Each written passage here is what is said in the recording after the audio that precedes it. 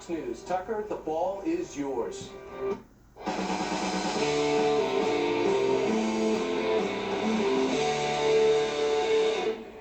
Good evening and welcome to Tucker Carlson Tonight. We don't know about you, but we are thankful that on his very first day in office, Joe Biden addressed one of this nation's most pressing problems, the crisis in girls' sports.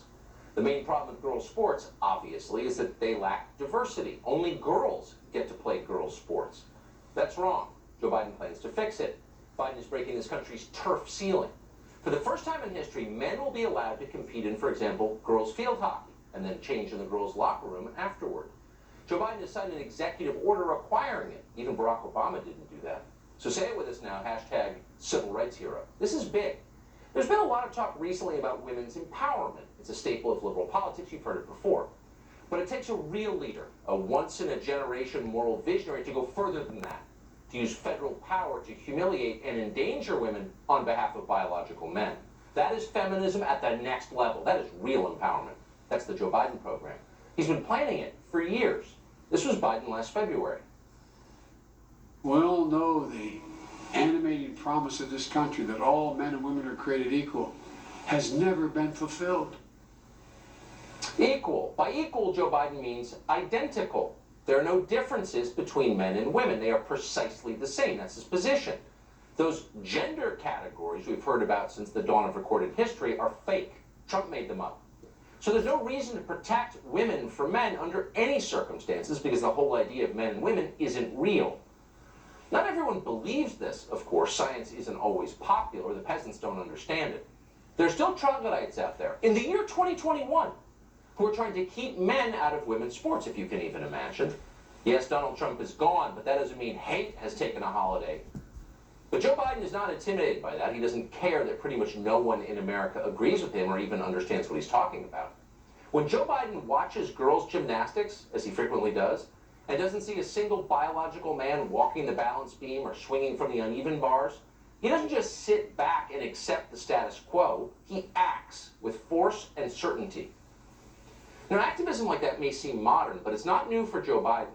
For 60 years, he has been fighting transphobia, longer than many of us have been alive. Way back in the summer of 1962, decades before it was fashionable, Joe Biden confronted a vicious transphobe called Corn Pop. Corn Pop was a bad dude, and he ran a bunch of bad boys. And he cut off a 6-foot length of chain. He folded up, he said, "You walk out with that chain.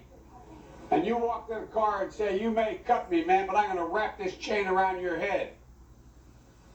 Corn Pop was a bad dude? Yeah, I'll say. Corn Pop was a bigot. He wanted to keep men out of the girls' changing room at a public pool in Wilmington. It was a different time back then. But Joe Biden wouldn't have it. He threatened to beat Corn Pop with a 6-foot chain. And that was just the beginning.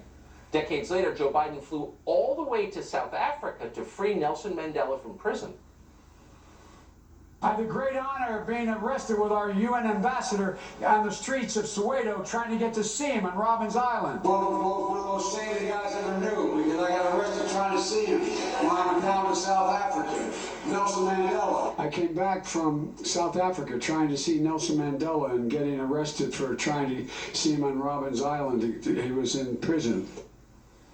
Yeah, we saw that, but few of us understood the significance of it at the time. We'll admit it now.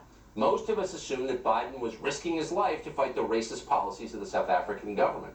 What we didn't know was that Joe Biden was actually fighting a more insidious foe, gender apartheid. Robben Island was men only, segregated by sex, if you can imagine. But the fight isn't over yet. Joe Biden's holy war of liberation continues. What? Even now, in this supposedly liberated time, groups of women still saunter to the ladies' room together in restaurants across America, with not a single man joining them in the stall. That happens. Believe it or not, it happens right now. Right now, as we speak tonight, there are still sexually segregated public showers in this nation.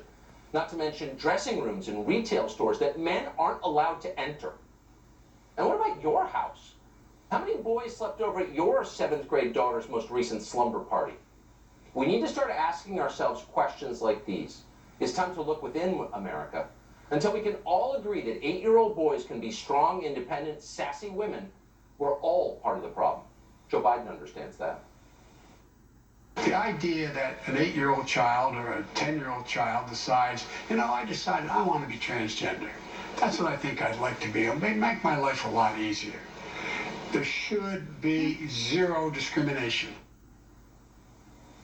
Joe Biden has a solution. 60 years ago, he fought corn pop with a chain to protect the right of biological men to be present when girls change into their bathing suits.